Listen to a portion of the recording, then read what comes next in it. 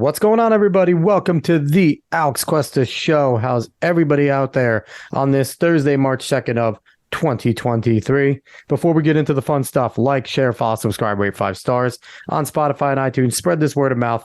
Find us on the socials at the Alex Cuesta Show. Now, for anyone listening, we are not doing Thursday night recordings. I'm sorry. I know it's 2 weeks in a row. This time it was because David was faking an illness yesterday. Yeah, okay. He just, decided that he had to lift something at work. So, hi, Dave. How are you? Hi, I'm watching the cat do weird things. She always scares me when she goes by my wires. I'm afraid I'm just going to drop from one of these recordings. You think she's a squirrel? Squirrels eat wires and stuff like that. Not that she'll eat wires, but that she'll just accidentally pull something out or just hit because I have it connected to a little power bar. So if she hits that button, I'm gone. That would be an improvement, though. That's true. That's very true. So anyway, I'm happy to have everybody here that's listening. Please go listen to last week's show. We had a great show. We had our good buddy Hack No Cap. He's been on, a bunch of times with us. He has new music coming out. So please be on the lookout for that. He has his 2 songs out, The End, and I always forget the name of the other one. Trying. That's it. That's why you're here. I am a fan. Shut up, Dave. So he has The End. He has Trying Out. He has some new projects coming out. One is going to be a little more rock. The other one, pure rap. So go out there. Go follow his TikTok as well, even though China's evil. He's on TikTok. Anyway, this week we have an awesome guest coming on. I think I say that every week, but I mean it every week because this week is someone that Dave and I, we've seen on when we watch the, Timcast IRL. If you watch Timcast IRL, you will know who he is. He is Shane Cashman. He is the author of the books Joyless Kingdom, The Fucking Lunatic, and Tales from the Inverted World. He has Tales of the Inverted World Volume 2 coming out, and he's also a writer for Timcast News. What's going on, Shane? I'm chilling, man. Thank you guys for having me on. Yeah, we're super excited. So first, I want to jump right into it. Tales of the Inverted World Volume 2 coming out. What can we expect to be in there? So this is the book version of what we serialized about maybe half a year ago. So it's a deeper look into what I went into traveling to Washington, Georgia. I heard from a guy, someone emailed Tim, probably after my first appearance on IRL, which is in October of 2021, I guess. Mm-hmm. And he was like, there's some lost Confederate gold in my town. And maybe some ghosts. And Tim was like, what do you think? I was like, yes, let's go. I thought it was just going to be one article. From what I saw in the email, there was maybe some cool stories there, interesting history. I'm a big Civil War nerd. And I went down there and within an hour, I was actually within the first night. So within 5 hours, I met a woman who was who said she was possessed by a demon. Oh, so you met a liberal. Strange. Yeah. A woke liberal. That's what it was. Purple hair. It was libs of TikTok. She just jumped right out of the TikTok and was in my world now. And I saw this weird thing in the sky. So I remember that night thinking, I was texting Tim, I think there's more than an article here. And I was like, maybe it's a 3-part story.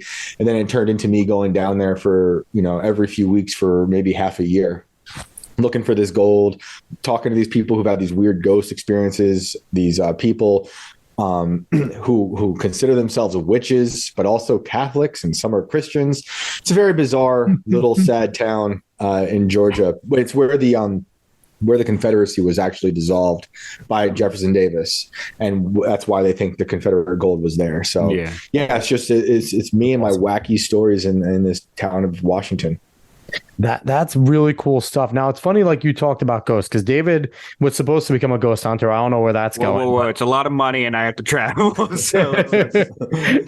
it's my day job that I do outside of this is I teach people how to drive. And one of my students, all into ghost hunting, showed me clips of talking to ghosts and things like that. So I mentioned it to him over there, and it's right near where he is in Virginia. So he's like, I'm going to go do that. So that might be something. Go get yourself a spirit box. I don't know if you have one yet, but apparently ghosts do talk through that. So yeah, I actually met a guy who he believed he saved some spirits from a demon in the basement of a church in a town outside of Washington, Georgia. And he was a very sweet man. Just a very gentle Georgia type fella. And I asked him at one point, how do you think you have this ability? I'm skeptical of all these people. I'm like, how do you, what makes you think? Cause he's showing me recordings of ghosts talking. I'm just like, I think it's your voice, dude. But I feel bad telling him that, but it's true. Yeah. And he's like, well, I'm the product of incest. And that was his answer as to why he has the ability to talk to ghosts. But, the guy did say some crazy stuff to me. Nothing that I could prove, but it was interesting spending a whole day with him and watching him talk to ghosts. I basically just heard him talking to himself. But he did tell me this one doll was haunted. And I didn't forget it because this doll was just weird. It was one of those creepy porcelain dolls that like a traveling salesman. All haunted. They are all haunted. So I took note of it. I was like, I don't trust that doll either, dude. And then I remember talking to one of those witches months later, and she had no idea about this man. And she told me a story about that exact doll leaping off the chair when she was in like grade school on a field trip to the house I was in with this guy. So I was like, all right, maybe there's something there, or maybe these people are all just fucked up. But it's a fun book. I'm happy with this book. Like Inverted World book 1 was different essays, me doing different things, thinking about different topics. This book is just one long narrative in this town, talking about different ideas and concepts, from ghosts to the gold to the Civil War stuff, UFO things, and my favorite topic, the apocalypse. So there seems like a lot of value, right, to working over at Timcast as opposed to a lot of other places, because it seems like Tim gives you, and it seems like a lot of the other writers, a real big latitude to just kind of you want to go write about it, go write about it. Just make it good. Like, make it something that people want to read. Is that something that you found as like you're going there that if you bring something to Tim just like, make it interesting, dude?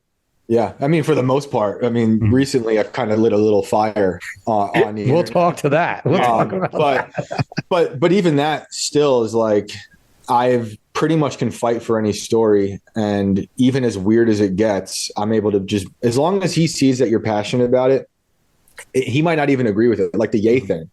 He wasn't even a Ye fan. He didn't know Ye like a lot of other people do who might have been listening to him for forever. So he was not interested in the story of his, but he saw that I was really interested in the story.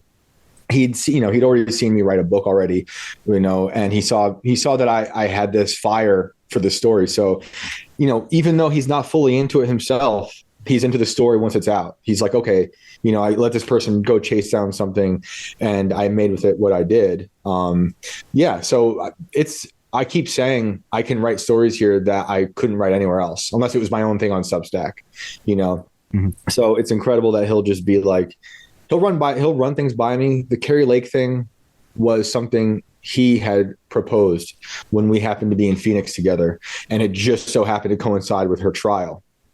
And I like Carrie Lake. I was interested in the trial, hadn't really thought of it, but he was like, I'll set you up tomorrow. And I was like, all right, let's do it. So he's got great contacts. So he tells you to do something and I'm like, I'll make it interesting, because Arizona is interesting. Phoenix is very interesting to me.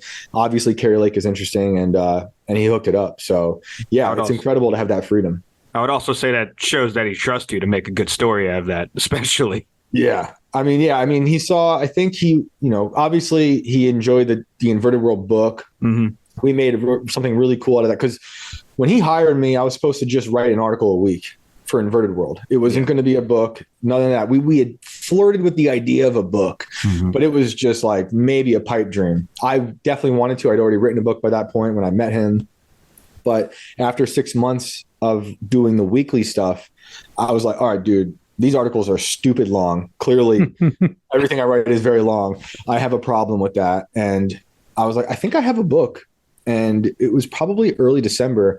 And he said, do you want to have it done by Christmas? I said, I will definitely have it done by Christmas. So I had 2 weeks to pretty much format the book, get the manuscript ready, get the cover ready with our illustrator, Jessica, who illustrates the Inverted World series on timcast.com. Yep. And we put it out. So I think once he saw that, we could just make books, and the book is a little different than what we were doing on the website, and it has artwork and all this stuff. Then it was like, all right, well, what else can we do? What can we just keep getting crazier and crazier? And then opportunities just kept arriving, like the Ye thing, the Carrie Lake thing.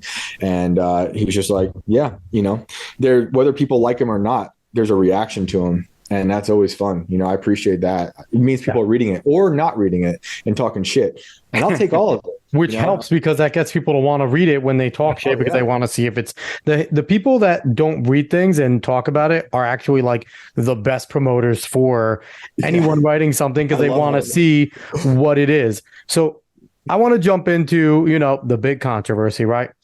Eliza Bleu. Yeah. Eliza Bleu, on Timcast twice. She then starts getting called out not too long after she appears on the show where she's talking about Andrew Tate. Now, I have to say, I watched that episode. I don't have a problem with Eliza Bleu. Now maybe if all the things have come out that are against her, I might have a little more of a problem. But at the time, I was kind of like, cool, she's fighting for a good cause. I wasn't a fan of the way she reacted to a lot of the Andrew Tate things. And I was just kind of like, maybe she's just really, I don't know. Like I wasn't a huge fan of the way she kept deflecting. Then all that stuff comes out. And I thought the reaction of the crowd to just go after Tim. And, at that point he had released, he's like, Shane's on his way out there. Then all of a sudden they start piling on you. Yeah. And I don't know. I said to Dave, I'm going to defend Tim Pool. I'm going to defend Timcast for a second here. Anyone on the right that is looking for a super conservative show, if you're going to Tim Pool with freaking Ian Croswell on the show, like you're not getting that. Tim is not on the right. Tim is red pilled because the left has become a bunch of lunatics, but he's not a mega conservative. So if you're going over there for mega conservative values to do all that type of stuff, you're not going to get that. So for people to demand that type of stuff from Tim, I thought was ridiculous to begin with. But then you're going out there and people are getting on you. What was that like? Outside, I want to talk a little bit more about the interview and what happened there. But was it kind of surreal that it's like, I wanted to go out and do a journalistic piece, not much different than what I wanted to do with Ye and Kerry Lake. Now I'm getting all this shit. Well, like, what was that backlash like? Let's go back to the IRL episode. Yeah. Because I just oddly God is hilarious and put me in that episode. Yes. So and her and I had interacted previously through Twitter and then through the message I talked about in the story in part 1 with Ye. And so I'm going there just to meet her and then we talk and then I'm like, I'll do the show. Tim's like, come up. And then she does the Tate thing. And I'm, like I say in part 1 of that series, I was just talking to Tate with Tim. So it was just humorous to me because I wasn't going to tell anybody that now I'm just the other day talking to Tate the day before his arrest. And now this lady who I also talked about writing a profile on is about to read statements from supposed victims of Tate. And I'm just like, what are the odds of all of this in this ridiculous life? And then the episode was funny because people like to call out her complimenting me, which is nice. I'll take any I love compliments. It was awesome. Who doesn't? Right. So, and she's right. I am a good writer. So I was like, yeah, no, that's dope. That's dope. But no one talks about the rest of the episode where we're all kind of like, yo, we need transparency. I tell her like, and I like Eliza, like I told her in the episode, Me Too destroyed the accusation market. Yes. Right. And so you coming out and telling us these statements, although they pain me to hear anything like it, I need more. And if I remember, Shane, she got pretty defensive as, you were saying it, Tim was saying it, Ian was saying it, where it's like, we want to believe you. If this is true, this is terrible. Yeah. But you're giving us nothing. All you're saying is wait and see. And that's tough to do, especially on a show that you're trying to do IRL as part of entertainment. And she's kind of just stonewalling you guys while making these accusations. Yeah, it was really frustrating because I thought we could have had a way bigger discussion with her. About Twitter, Elon, and anything else in the news. But we kind of circled around the idea of accusations. And also, it might have been a little too quick on her part to read those accusations because we couldn't then talk about the legal stuff, the case, whatever it was. So the validity of anything. Right. So we just focused on accusations. So it was just, so then skipping ahead, that was all in my mind because we were just not that long before I went out to Illinois. Like she literally was asking me, how do we change people's perspectives on accusations? And I was like, transparency. And now here I am in Illinois looking at her in her face and, trying to have it was a complicated conversation for me to have because I was asking questions I really rather not ask anybody, because, it turned from what could have been an interview into what I thought was like an interrogation. But, it's not enough for a lot of people. But anyway, every time we get to a difficult part of the interview, I'm not getting the transparency, which is what I was telling her on the show, weeks before. She's got her reasons for that. I can't go beyond it. Like, I wish I could, there's only so much prying you can do. But to go back to your question, I was in the air after like a 6-hour layover in Chicago. Pretty low-key day. I kept telling everybody, just don't tell anybody I'm going out here.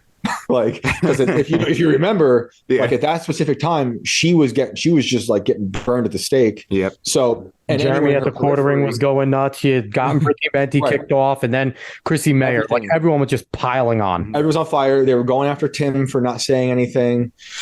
And I don't think I told Tim explicitly, which maybe was my problem for not telling him explicitly. But I was just like, he might have actually, come to think of it, I think we might have talked briefly about him saying something, but he never did. And then he did when I was in the air on my last leg of the trip to Illinois. So when I landed, my phone was like, and I was like, oh no. So they know. And then, I can't help it. It's the way I write. I throw myself into all my stories, whether people like it or not. So, for me, it's like, it's really bad on one hand, because I'd rather just not write under that kind of pressure, because now all the people in the YouTube world and Twitter world, they're like, who's this schmuck, right? No, they didn't really care about Ye or Carrie Lake that much, but now they care about. So it made no sense to me that I could be with the man who told people he loved Hitler and the Jews on InfoWars, and no one gave a shit about that. I mean, it was mostly positive reviews, but I could be with Eliza, who may or may not have lied about things, really serious things, but that was the controversy. To me, it was just insane. But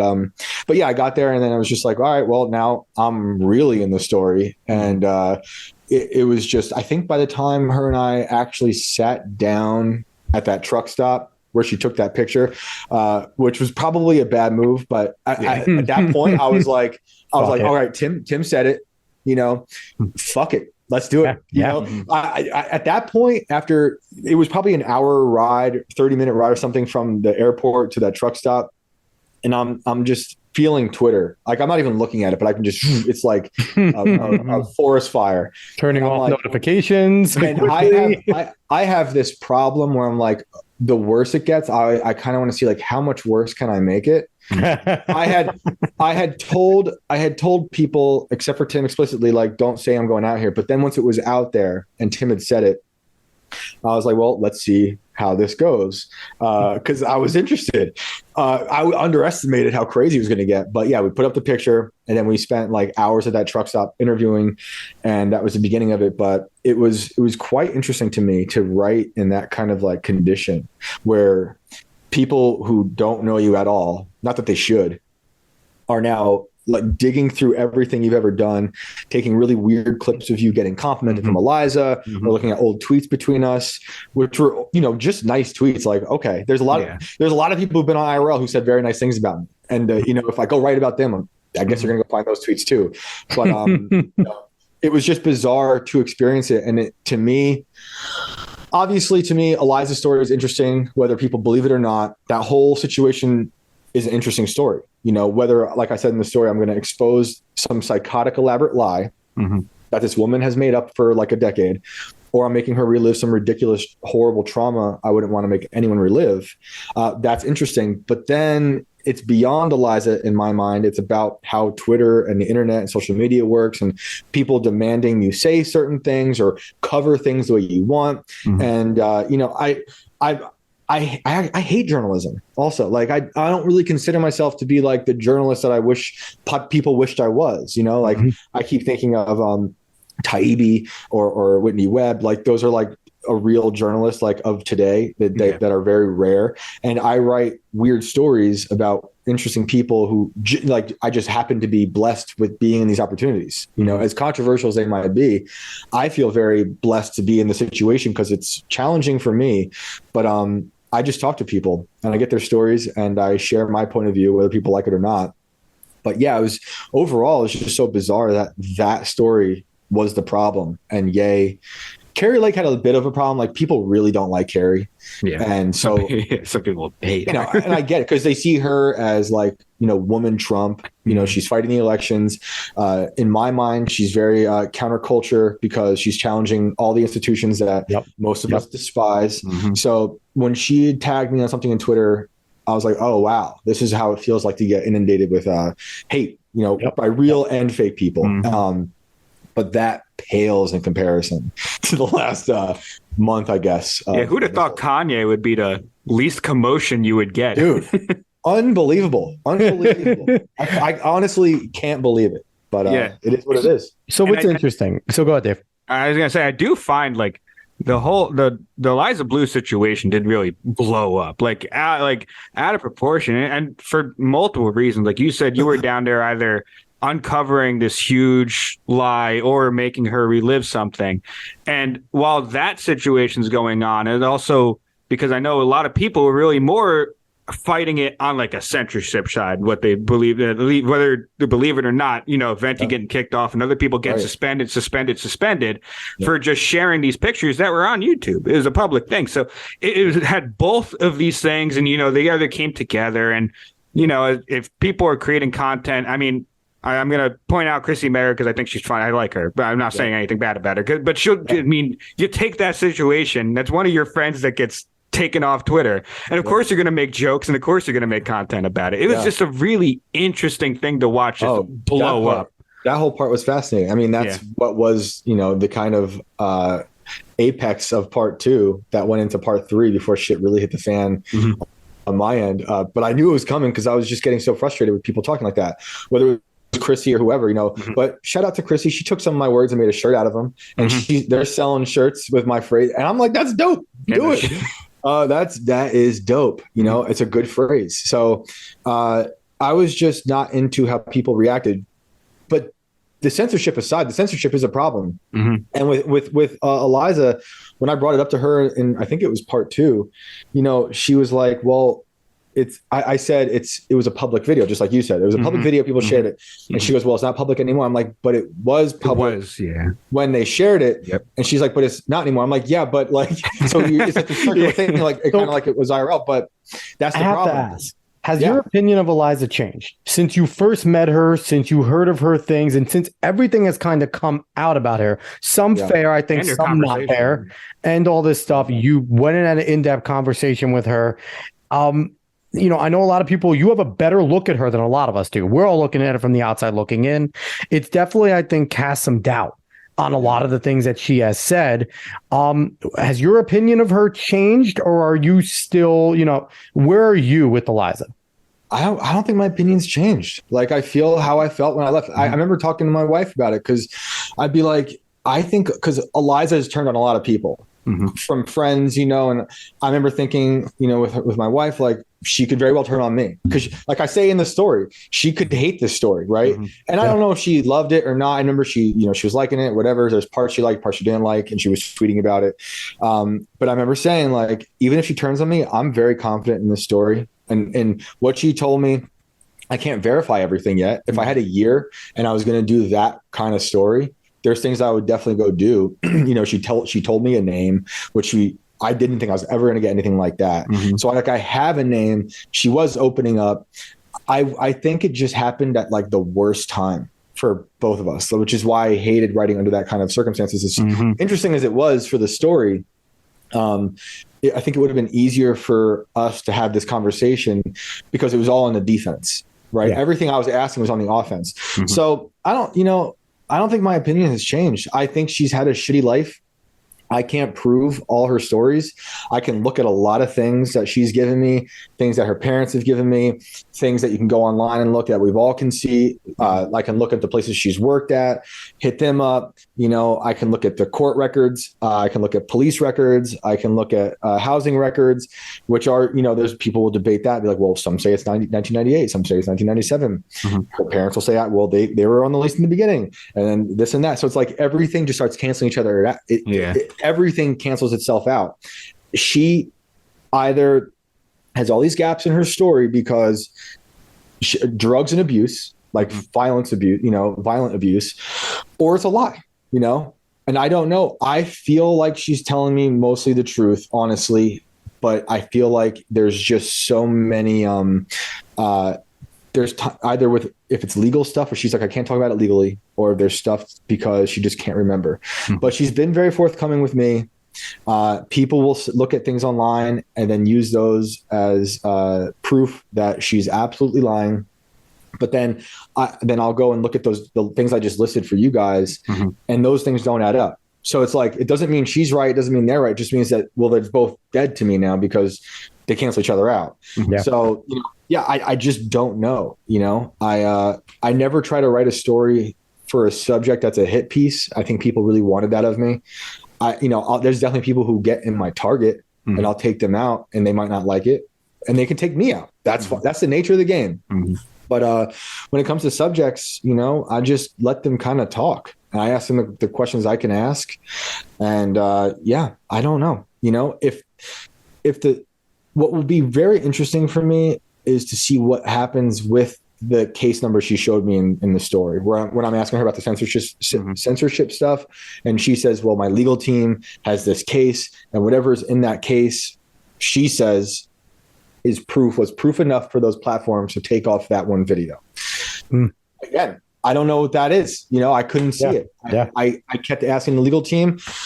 They never got back to me in time. So, that will be very interesting to me because it's not like all the other videos she's a part of are down. It's just that one. Yeah. Her story was that there was something nefarious to it. I wish I could tell you what that was. I don't know. I do know that case number. I do know her legal team does it. Other people have told me it's very easy to have that kind of situation and then take down something. But then I'll be like, well, why not all the videos? Why that? Yeah, this is. So it's interesting. You say like you're not like a journalist, but then when I hear you talk, you're going through things like a real journalist. Like this is, if I had the time, this Don't is you the dare depth call me I that. would go.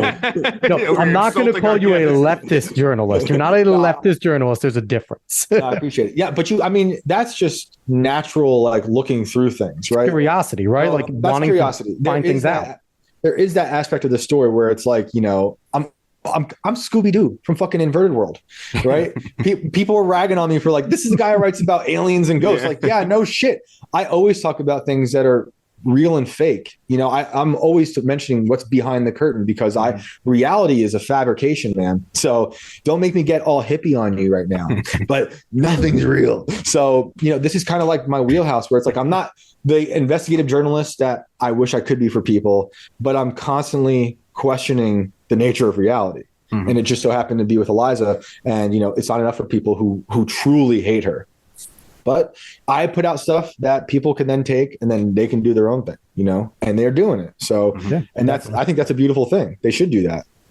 Yeah. There's a lot that, and I don't think it's over. It's definitely quieted down, but I don't think it's over. I think, once you say that case comes out and we'll see how that goes. And who knows, maybe you'll be flying back out there. But this is, they're going to burn me. Tim's going to poo-poo that one. Tim's going to be like, no, Shane, no, not again. I fight for that one. Oh my God. No, I mean, look, this story will never not leave my brain for every reason. It's still very important to me. I still very confident in that story. I wish we kind of handled that whole situation better. I was not like in that room when they decided to take the story down. The fire was hot. It was rough. I mean, I didn't help. I told everyone it's about to get crazy. I'm sorry, but this is what I say. Like no one got mad. I kept telling everyone like at work or friends, I was like, no one got mad when I ragged on that NBC guy.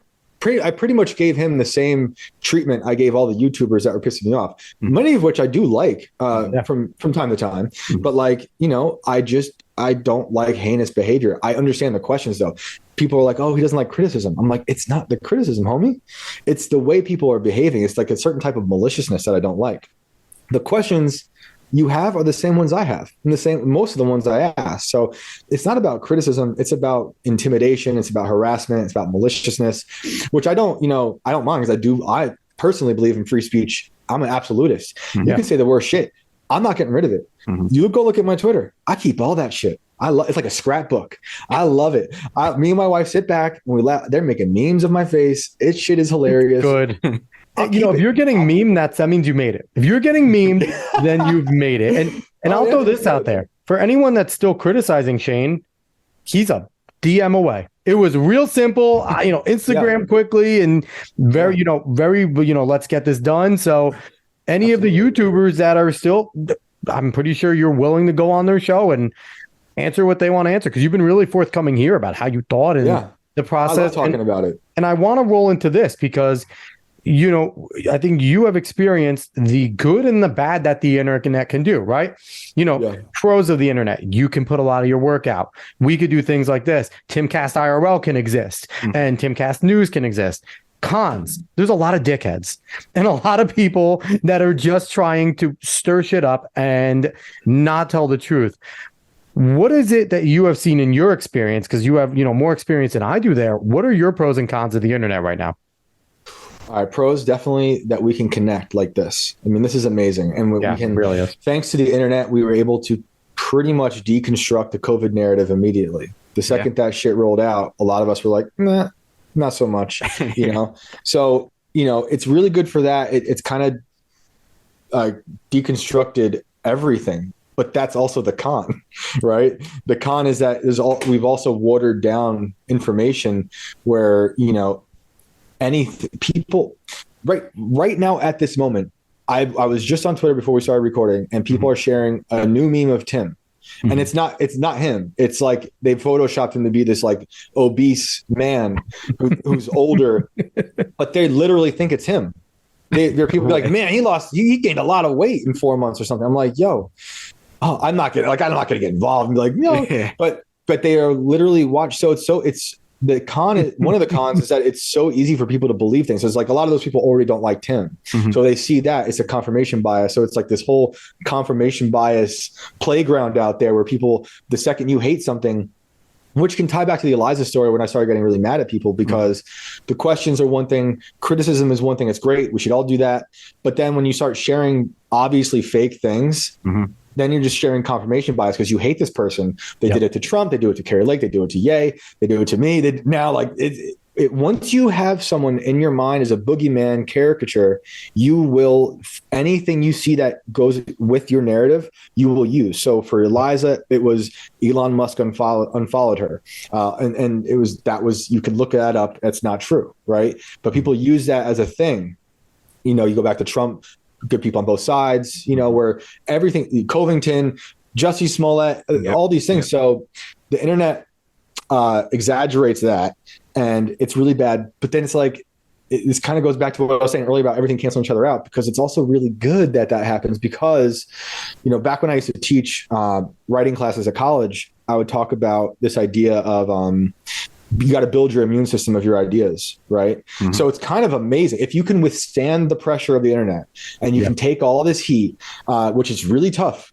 Like it's tough. Yes. Like just because I'm joking about it doesn't mean some days are just like, damn, but I typically tend to like it because I'm hearing things that are coming from vile, disgusting, but sometimes genuine people. And I take that and I'm like, all right, what can I make better? What is actually going to make me question the way I do things or the way I see the world? And that's how you build your immune system, because of your thoughts and your beliefs. Because if you don't have an immune system for those things, you will then you could meet anything that could easily destroy your whole worldview, right? So the internet is just constantly good and bad, and we're just going to have to deal with it. But like, I don't think we realize just how gnarly it's going to get with like AI porn. It's going to be, AI in general is going to fuck a lot up. It's bad, especially when it becomes AIG and it decides that we suck as a race. And now we have like, and I have a policy now that I've been doing since I, started doing podcasting and really interviewing people. I kind of think everyone's full of shit unless I've actually talked to them. Like that's really like where I am on a lot of things, especially on the political sphere now. Like I can sit down and talk to you, and don't get me wrong, like I like your work, but I'm talking to you now. And now because we're face to face, we're having a good conversation. When I read your stuff a little more, I'm going to be like, even whether I agree with it or not, I at least can know the person you are. I've at least looked at you. And then there's people that like I've admired and I'm just like, yeah, but I don't know if this is an act. Like I've never actually talked to that person. So it's like that's kind of where my basis is on the internet now. And I also believe absolutely nothing that I see on the internet. Like, I don't believe a single thing unless I can go and read like a bunch of other articles, legit stuff. That's what we kind have of where to, I am.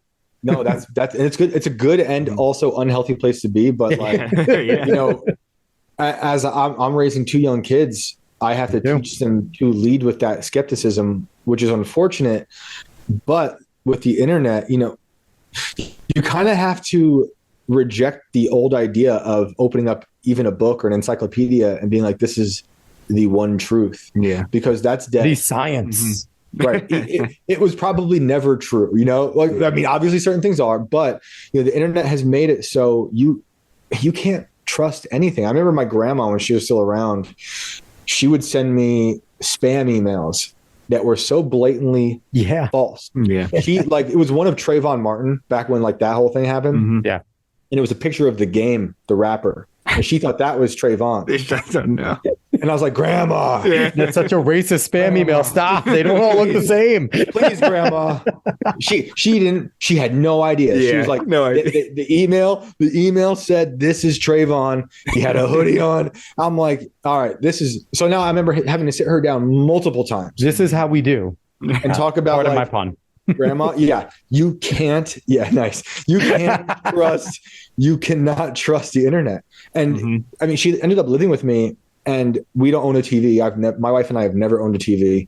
I hate TV. You know, we'll watch stuff on our phones every now and then, but I just don't like them as a centerpiece in a house. They take away from family time. But when my grandma lived with me, and her in her bedroom, she had a TV, and she was deaf, and she would just be blasting NBC like so loud. She was so deaf, so I could hear it like outside, you know, in my car. We'd have these debates. Like I remember watching January 6th happen with her on her TV, and you know, we were watching two completely different universes at the same time. You know, she saw violent animals and chaos, and sure, some of it was crazy, I guess, but I wasn't seeing what she was seeing, and she wasn't seeing what I was seeing. So the TV was like the first internet, you know, where it was kind of condensed. And now we're just the phones and all the streaming platforms. I love it because I can time travel. I can go and watch Pantera play Russia 30 years ago, you know, and that is amazing. I can go watch Soul Train, you know, from like the early 90s, late 80s, and want to dance. I can show my kids all these different artists who are dead now and talk about different types of art. We can look up any book, and it's amazing. But you just have to navigate all the wrong things that could, you know, manipulate the way you see reality and really rot out your brain, because it's a drug. But it could be a very good one and a very bad one. You just got to limit yourself and how much time you spend on it. That's something we think about all the time, just because, you know, our kids are 6.5, almost 7, I guess, and almost 3. And, you know, he doesn't have a phone. Sometimes he'll use ours just to watch some things that we like have vetted, you know, to make sure it's cool. No YouTube with the Momo thing that went around years ago. I will not let either of my daughters go on YouTube, because that freaking creepy ass thing that was telling kids to slit their wrist or attack their parents or something, it scarred me. No YouTube terrible. For my kids at all. It's like a minefield that you have to run through. And I remember going to pick up my son from my mom's house when we were in New York, and she was letting him watch YouTube, and it was like Mario and someone, but they were dressed up. It was adults. My mom thought it was like a kids thing. Oh yeah. It wasn't incredibly naughty, but it was just not appropriate. I've seen that. Bizarre. Bizarre. It was bizarre. Like, no, mom. No, not. You know, like they're from the generation, you know, my mom can remember getting her first TV. The TV was not like the encyclopedic authority of the center of the room where everyone sat down and watched one channel, you know, or a few channels. And, you know, we were kind of raised sort of on TV. I only had like 7 channels, but no one ever saw it as a nefarious thing. My dad did when I was older, like in high school, maybe middle school, sat me down. He told me about how you got to watch both news channels like NBC and Fox, because you know he understood that there was 2 different universes happening. But but that splintered into many, many universes with the internet. And, and not necessarily to attack CNN, because even though they do deserve a lot of it, but with CNN making the first 24-hour news network, I think that's what opened it up. Because before it was, you sit around this, and I'll use, a phrase from my favorite band, Incubus. You sat around the idiot box and you kind of watched the few channels that were available, and you kind of took, whether it was Ted Koppel, Dan Rather, giving you the news. And could you imagine right now, if that was the same way, we would all be sitting on ABC watching friggin', what was it, George Stephanopoulos, whatever the hell his name is, that does like ABC World News Tonight. That guy would be the authority. A former Clinton aide would be the authority on everything. But so there is, there's certainly good and bad that has come with it. There's lots of good and bad. And it's like anything throughout time, we're always going to have advancements that we're going to have to learn to live with. You can't get rid of it, because we are always kind of progressing ourselves out of existence while also progressing ourselves into the future, as we should, but we need to recognize it. And then, like, shout out to Incubus. That is a great band. And then going back to what you're saying about, 24-hour stuff it's really a human problem. It's modern now because we have the technology. But, when I was writing the book around the Civil War stuff and the gold, there's those stories of people picnicking on the sides of battles. Yeah, Bull Run. We're always like that. We're always kind of fucked up. And also, one of the things that I always hate is when people are like, "Oh, everyone's just on their cell phones now," and it's like, okay, but you were all on magazines or newspapers before, or no one has ever wanted to talk to their neighbor. That has always been a fallacy. We've all kind of fucking hated each other. Like, the communities were better back in the day because like you wanted to like know your community was safe. But if you were out in public, you didn't want to look at that guy and have a conversation. You would do everything else to not, So I think it's like a big myth where it's like, oh, we're all so much worse on the cell phones. No, it's just our next thing, right? It's our next way to avoid human contact and feel connected to something else, right? That's true. And that might be like we might be at the end. Like, I'm not sure where it goes next. I guess Neuralink, the transhumanism stuff is coming. Exactly. That stuff is scary to me. And I'm borderline Luddite. Like, I joke with my wife, like, I think, in a few months I'll be Amish. I'm done. Like, said this to my friends before. Right. The next time we podcast, it's going to be through a paper cup and a string. Get some chickens. You're really you're taking Tim to heart here. Get some chickens, move out by the river, and go to Freedomistan. But watching people not leave the house anymore is a problem. That might be one of the bigger problems with this whole situation. There's a kid who lives near us, and he can't even be outside without being on his tablet. He's young, and he's watching crazy stuff on YouTube. He's older than my son by a few years, but even when my son's that age, he's not watching that stuff. And I'm very sad because I just don't know how people are going to live in the real world anymore. I think people care more about their identities in the digital space more than they do in the physical world, which is going to be a huge problem. Yes. Even when I was teaching, it was really hard to get kids to open up in a classroom and talk and read aloud and just be a human being, because they're so invested in their phones, which is fine. I don't want to be the crank being like, you're on your phone too much. I'm on my phone too much. It's obviously a problem, but like, I also recognize the beauty in the world, and they might say they do too, but it's coming through the prism of their phone where everything matters more. And that just, I want my kids to be way outside of the matrix growing up, which is why not having a TV helps. We spend a lot of time outside. We just do like old stuff. Today, my son and I just spent 2 hours with giant bouncy balls in a parking lot, and just bouncing balls. Like, it was incredible. It was incredible. And that to me is beautiful. He's running around, we're laughing. He's got weird questions. We're looking at clouds and just remembering how beautiful like life is. And, we're getting ready for just a nice dinner instead of, the way it feels if you let the kids just sit at home and watch a movie because you want the iPad to be the parent, which it happens. We do it too. I'm not talking shit. Oh, there are times where you got to get something done, and it's like, go watch Bluey. Leave me alone. Right. Exactly. And it's that's why it's also great. It's just we got to figure out how to navigate it better. We certainly do. And I do want to say, like, the whole thing, both with the intermix of the internet and like the parenting aspect, is I think the internet really showed something about humans where like, you know, we have all of the knowledge and information possible on the internet, basically all of it. But we still like to get into our own silos. We still like to be as tribal as possible, really. I mean, seems to be just a natural split that we do. And I feel like that also shows in how people get stuck into their phones, because you can find your group on that phone very easily. You don't need to find a group anywhere else. You'd have it right there. Why would you ever try to look for it in the real world if you know it's that difficult when it's right here, man? Like, I could just talk to whoever I want. I could have fun right on my phone. Meanwhile, I'm looking for the people that hate me. That's true. I'm out here like, who can I get in an argument with now? But it's good for that. You can do that. You can retreat into your place where you can talk to your friends and talk shit. You know, there's so many cool things about it. For me, I think Twitter is fun just to see people react in real time. It's this weird. It's almost like a performative art where people are. It's all performative. It's all performative. You know, sometimes people try to take themselves too seriously, or they do take themselves too seriously. Which is not what Twitter is for. It's great to share things. It's great to it's like a sounding board where you can just drop like this rock in the well and wait and see what happens. Watch the ripples. You know, and there could be ripples, but I love YouTube for me is really fun just because I love music so much. So, you know, my kid, you have a question about music. He's obsessed with music, and he's obsessed with scores. Something that I was nice. That's awesome. This kid's ridiculous, man. But you could take him to a concert via YouTube.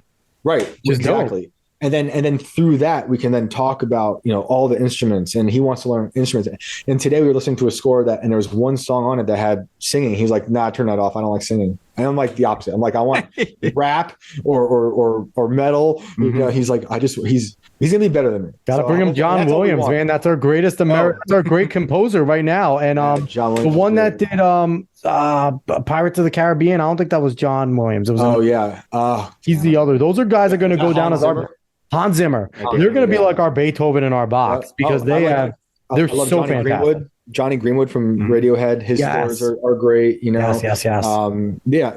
It's funny. His love of scores has made me fall in love with scores now. That's awesome. So it's been really interesting. But yeah, that's the beautiful thing about the internet is like he can have a crazy question that I don't have the answer to, and instead of lying to him, I'll be like, all right, later, you know, after dinner, if you eat well, we'll sit down. And I'll use it as a reward. I love the parent bribery for rewards, but just to get them to do things, you got to do it. They're not going to do it unless you do that. Yeah. You want to see how lava melts glass? Eat that dinner, and then we'll talk. Yeah, that's exactly how it works. And you know, and I think it's unfortunate too, because I hear, you know, I'm in a lot of the conservative like podcasting space. Like I'll listen to it. Like right now, I'm taking a break. I'm reading a book that, thanks to James Lindsay, A New Discourse, is a 26-hour audiobook, and I kind of hate him for it. The World Turned Upside Down. It's about the Chinese Cultural Revolution, and it's ridiculously terrible. It's so fucked up. But one of the worst times in human history.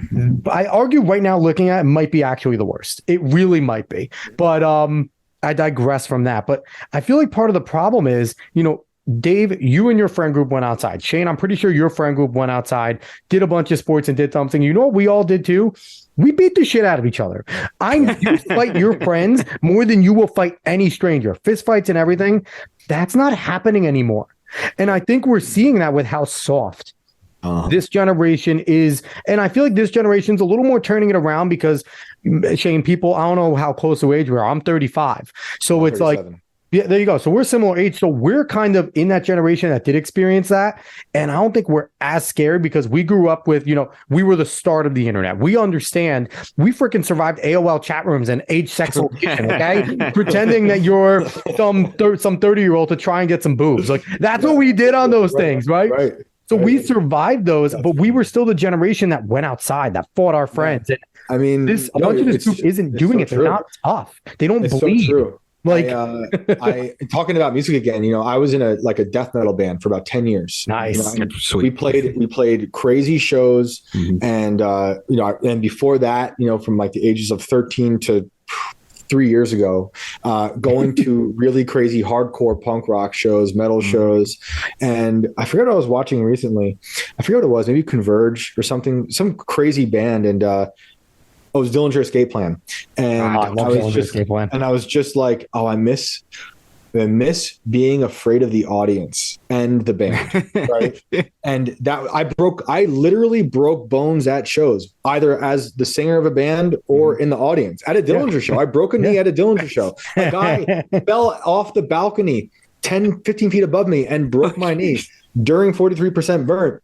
And then I chilled in the back with the band and it was like, yeah, my knee's fucked up. But that was an awesome show. Like, I love that stuff. And I grew up on a farm. I got kicked by horses. I got bit by horses. I had my fingernails bit off. My dad's got all fake teeth because he got kicked in the face by horses. Ooh. My mom's got shattered femur. My sisters are fucked up from horses. Like, we got in the fights with horses. Yeah. And so you win that battle with fights. I only fought humans. Oh, dude, you got to fight horses. But no, it was good. Like, and I remember that fear of getting into fights with friends or people at school. You did some fucked up shit, and they're like the cliche, after school at your locker. That shit happened to me. The flagpole. Yeah. And it taught you how to deal with like intense stress and also be like, there's no way out of it, so I'm just going to go through, and I would do the best I can. And you might not win. But that's okay, But there was also a respect factor there. There wasn't, because, when you actually fought the bully and punched the bully in the mouth, the bully's probably not, it might talk some shit, but probably won't challenge you again.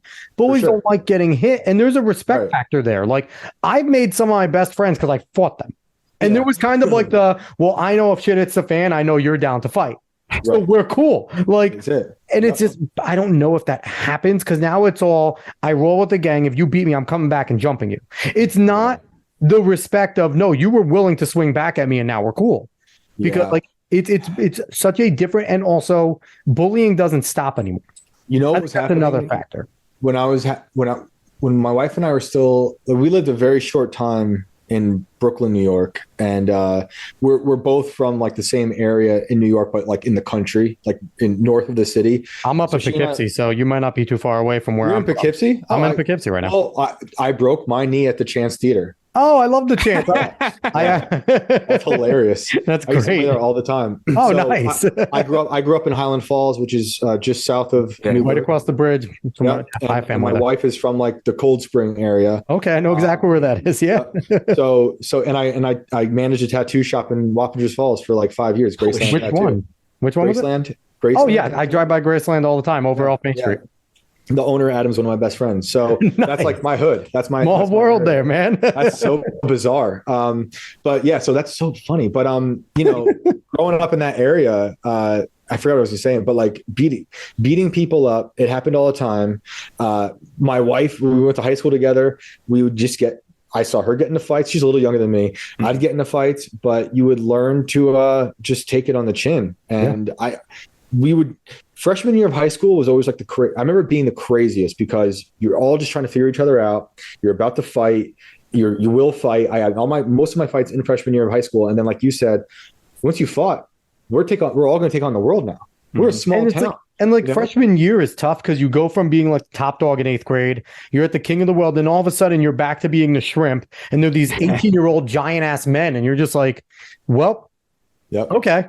Now what? I remember where I was going with that is when we moved to Brooklyn, this thing was happening. This is probably before my son was born. So maybe 7 or 8 years ago. Yeah. There was this thing where kids were pushing older people into the street, in front of cars. Wow. So it's like they weren't turning on each other, doing like weird shit. We used to pass each other out with the breathing thing and the arm around the throat, or just punching each other, starting fires. I would do lanyards to the nuts with the keys, walking by them. That was always a good one. These are classics, for the friends. But it, like, this thing we were watching happening in the city was actually getting crazy because it was happening in front of trains or subways, in intersections in Manhattan, where they were just going up to people and like shoving them in front of traffic. Jesus, and it's not probably unique to just 7 years ago, but I remember thinking like, damn, these kids aren't like, they're bullying the old, That's fucked up. That's superiorly fucked up shit. So I remember being just really sad for younger people then. And, that might just have been a fad for that point. There was reports saying it was gang initiation shit going on. And, who knows? I don't know what it was or whatever happened with any of that. But there's similar things like that happening still. That made me think of that guy shooting the homeless man on the street. That video went viral. It's like, What I the did not fuck? watch. Oh, You know, man. I see all this stuff, and I see these just wanna videos and I don't watch them. I just and I also roll I on. want to go Better back. off. I want to go back to clowns randomly walking around with knives. Like, can we get That that was- back? That was crazy, but at Was that least better 2015, than what I don't 2016? know what that was. It happened for like 6 months, and then it went away. It was the most Simpler bizarre. times. Yeah, actually. So Seriously. simple. Simple. Stop beating up old people. Just have a clown scare you with the freaking machete, and that's it. That was fun. I don't think they actually ever stabbed anyone. They just scared the shit out of everyone. Make America clown again. Yes, I'm Yes. here for that. Honestly, we're already in clown world, but True. so as we raise our kids, Shane, David, when you eventually settle down and have children, do you think that our generation that still has a little bit of backbone, that still did get into fights, that did all this stuff? Because you know what? I tell all the baby boomers and old people, this is your fault because you raised a bunch of pansies that are now doing this stuff. Okay. And it's up to us to kind of raise the next generation. Like these soft wokest millennials in this generation sucks because our parents' age people raised a bunch of kids that suck. Like that's just how it works. Mhm. But it's like, so do you think that there's enough of us that are going to raise kids to, not be, think critically like a Marxist, but critical thinking? Like, do you think that we're going to be able to get enough people back to that we can, and in enough time that we can kind of save what we are? I'll steal one of Tim's talking points. He brings this up a lot where, a lot of people on the quote unquote left are not having kids. So That is true. stands to reason that we might just have the only kids, but of course they'll have kids, or so they'll grow them in some lab somewhere. But All in vitro kids.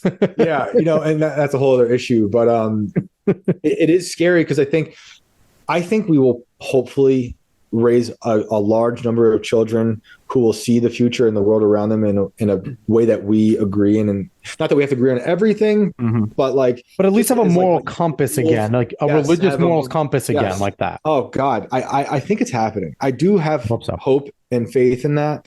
But the kids that are going to inherit the future in due time, the division between them will be worse than what we're seeing between us and the people we consider different than us. Yeah. And they're going to be almost like different species. Like when I see my kid interacting with that other kid I was telling you about with the iPad all the time on the outside, they might as well be different species. They have no way of interacting. My kid he's weird. I know he's weird. He like scores, he does karate and he does all the different soccer and stuff, but he's into weird shit because at home he's not allowed to do all the same things and be plugged in as much as all the other kids. So when they meet in the real world, they have completely different reference points.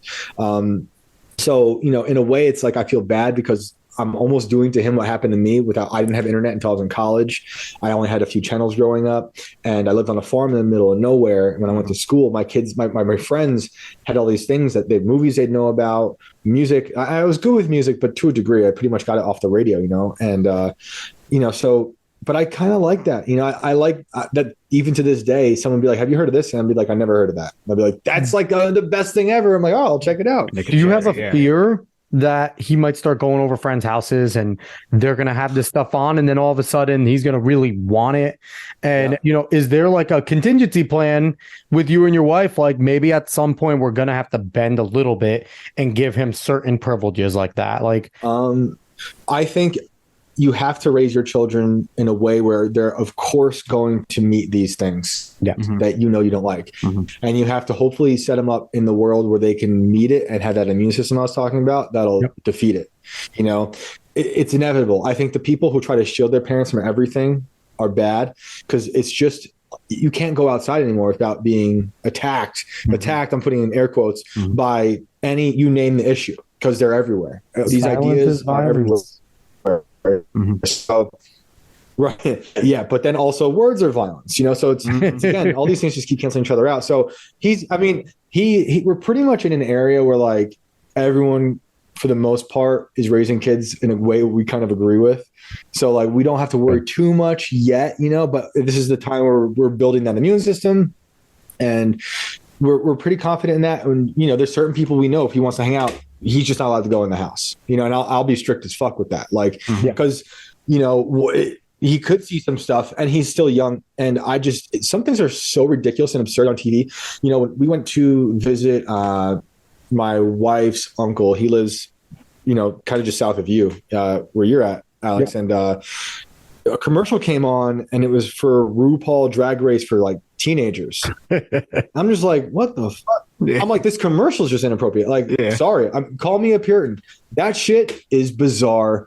I don't want it around my kid. But so far, I feel like we're doing all right. You know, we've made religion important to our children, something that wasn't important to me until the last, you know, maybe 5 or 6 years. Yeah. You know, it's something I grew up with, then rejected, like outright, and then kind of drifted back and more than drifted. I was thrown back in. And then, you know, like one good example of that is my son hanging out with one of these kids in the neighborhood who will openly just talk about like hating God and stuff. Sounds like me when I was 13, you know?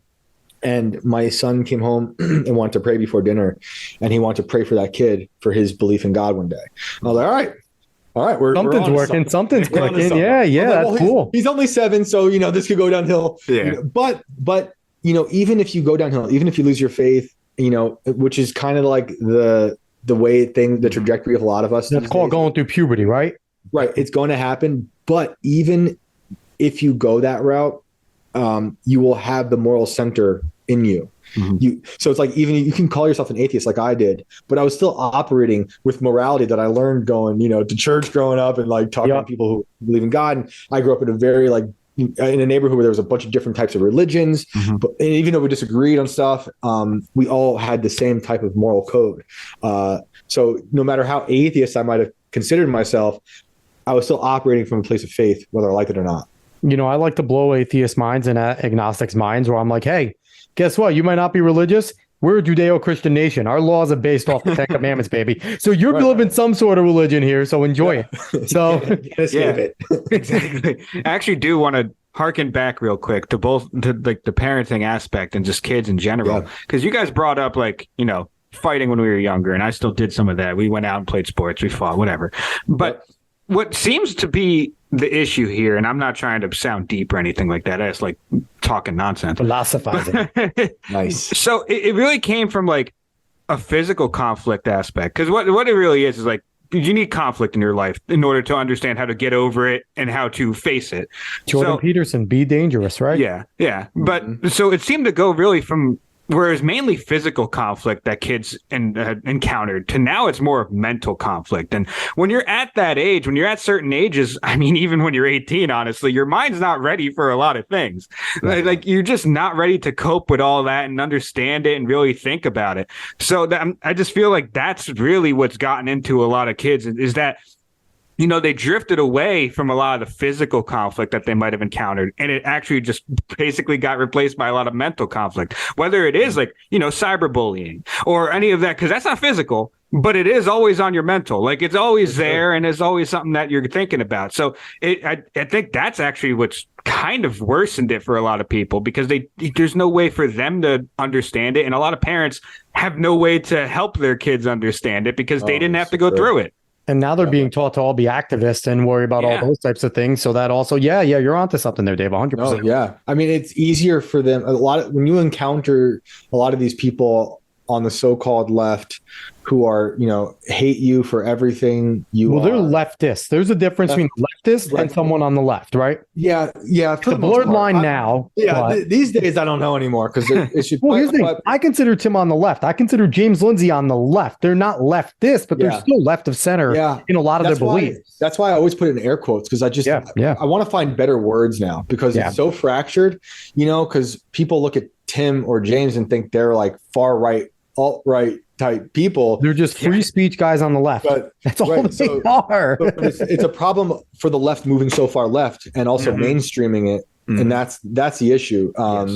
So but the way the cyberbullying, I mean, we got to learn to deal with it because bullying is going to happen no matter what. But it's crippling. And when you're a kid and you're getting inundated with cyberbullying, I mean, you deal with it. It will affect your actual physical world because you can't. It's inescapable. But that also comes down, I think, to good parenting there too, because you should know what's going on in your kid's phone up until the point until maybe 16. You know that you've given them a good foundation. Now they're adults. They're they're getting a little bit older. Okay, they can start driving soon.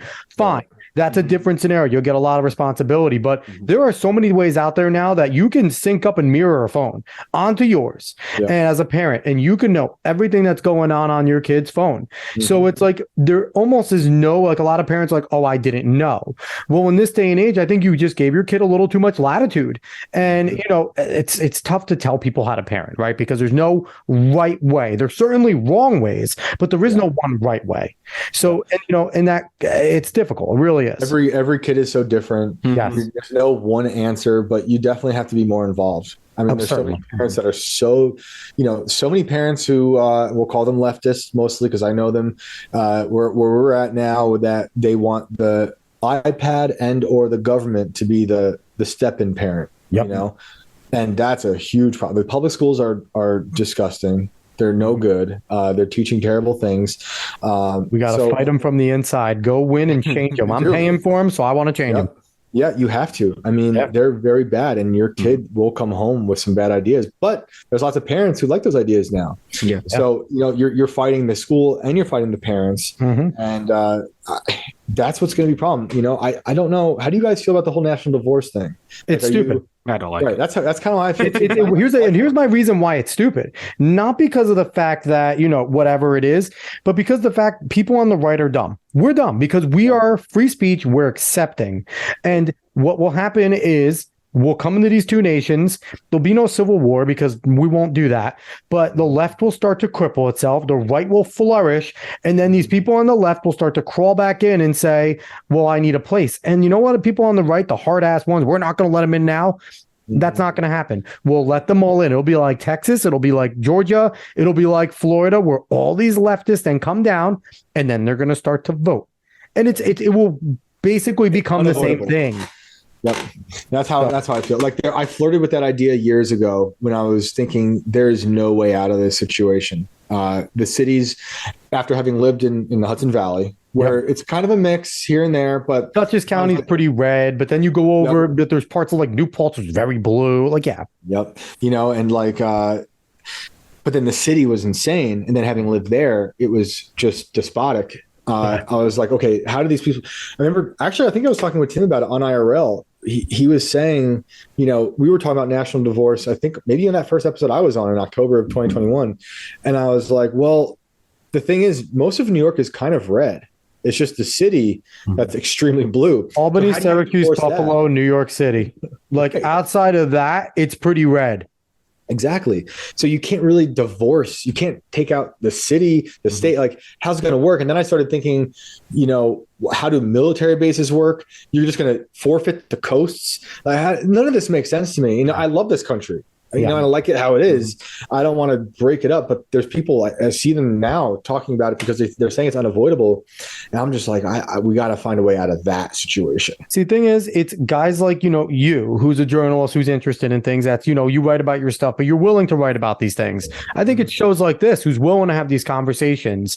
And it's people like Tim, like James, like a lot of these people that are going out there and at least trying to seek the truth, whether they're right or not.